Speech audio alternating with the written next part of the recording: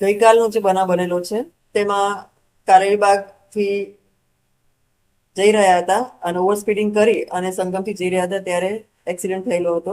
જે અનુસંધાને સ્થળ ઉપરથી જ આપણે જે ગાડી ચાલક હતો એને અટક કરવામાં આવેલા હતા અને એ અનુસંધાને ગઈકાલ રાતથી જ અલગ અલગ ટીમો બનાવવામાં આવેલી છે. એ અંતર્ગત બનાવવાળી જગ્યાનું પંચનામું કર્યું, એફએસએલ ટીમને બોલાવી અને ત્યાં જેટલા પણ પુરાવા એકત્ર કરવાના હતા એ પુરાવા એકત્ર કરવામાં આવેલા છે. જે ટાયર માર્ક્સ છે એને પણ આપણે એકત્ર કરવામાં આવેલા છે. સાથોસાથ ત્યાં બનાવવાળી જગ્યા પર જ્યાં બ્લડ સેમ્પલ્સ મળ્યા છે એ પણ કલેક્ટ કરવામાં આવેલા છે. આ ઉપરાંત ક્રાઇમ સીન મેનેજર ત્યાં હાજરી હતી અને અને અલગ અલગ ટીમ બનાવી અને આપણે સીસીટીવી ફૂટેજ આખા મેળવ્યા છે કે ક્યાંથી આ લોકો નીકળ્યા હતા અને કઈ રીતે કઈ સ્પીડમાં આવતા હતા. એ ફૂટેજના આધારે હવે એફએસએલમાં મોકલી અને એમની સ્પીડ કેટલી હતી એનું પણ આપણે એફએસએલ દ્વારા પરીક્ષણ કરવામાં આવશે, કેટલી સ્પીડમાં એ લોકો જઈ રહ્યા હતા.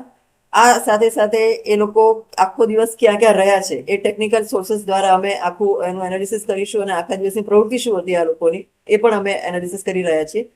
સાથોસાથ જે મૃતક છે એના પીએમ માટેની બી કાર્યવાહી કરવામાં આવી એની માટે અલગ ટીમ બનાવી છે અને જે ઇન્જર્ડ છે એ લોકોને સારવાર સારામાં સારી મળી રહે અને એની સાથે પણ ફટાફટ બધી કાર્યવાહી થઈ શકે એની માટે પણ અલગ ટીમ બનાવવામાં આવેલી હતી. અત્યાર સુધીમાં આ રીતની અમે લોકો કાર્યવાહી કરી છે અને જે આરોપી છે, જેટલા બી આરોપી અમે છે એ બધાના અમે બ્લડ સેમ્પલ લઈ અને એના કોઈ નશો કર્યો હોય એ બાબતે અમે એના સેમ્પલ લઈ અને એફએસએલમાં મોકલી આપીએ છીએ. ક્યાંથી નીકળ્યા હતા ત્રણ જે ભાઈબંધો હતો ક્યાં? એ લોકો ઉમાચા રસ્તા પાસેથી એ લોકો નીકળ્યા હતા બંને જણા અને ત્યાંથી અહીંયા બાજુ આવતા હતા ત્યારે સંગમથી આગળ આવ્યા ત્યારે એ લોકો દીપાલી સોસાયટી પાસે એ લોકોને એક્સિડન્ટ થયેલો. કાર ઓનરની શું માહિતી મળી?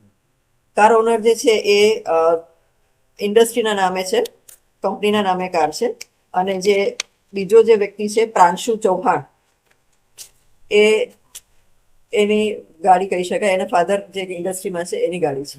આ જે રિપોર્ટ છે એ મિનિમમ કેટલા સમયમાં આવી જાય અંદાજે તો આવતો હોય છે? એફએસએલ ને અમે જે બ્લડ સેમ્પલ લીધું છે ગઈકાલે એ એફએસએલમાં અમે મોકલી આપ્યું છે અને ત્વરિત આપે એવું અમે એફએસએલ રિક્વેસ્ટ પણ કરેલી છે એટલે કદાચ ફટાફટ આપી પડે. હમણાં જે એફઆઈઆર જે નોંધણી થઈ છે એ કયા આધારે થઈ છે, એમાં કયા બેઝિસ લેવામાં આવ્યું? સાપરાધ મનુષ્યવધ ના આધારે અમે લોકોએ એફઆઈઆર દાખલ કરી છે. Not amounting to murder, culpable homicide not amounting to murder એ કલમ 105 મુજબ અમે ગુનો દાખલ કરેલો. પ્રાંશુ ચૌહાણ પર પણ કઈ કઈ કલમો લાગુ કરવામાં? એનું બ્લડ સેમ્પલ લીધું છે આપણે અને આગળ એમાં જે કંઈ આવશે તો એના આધારે કલમ આગળ એની કાર્યવાહી કરવામાં આવશે.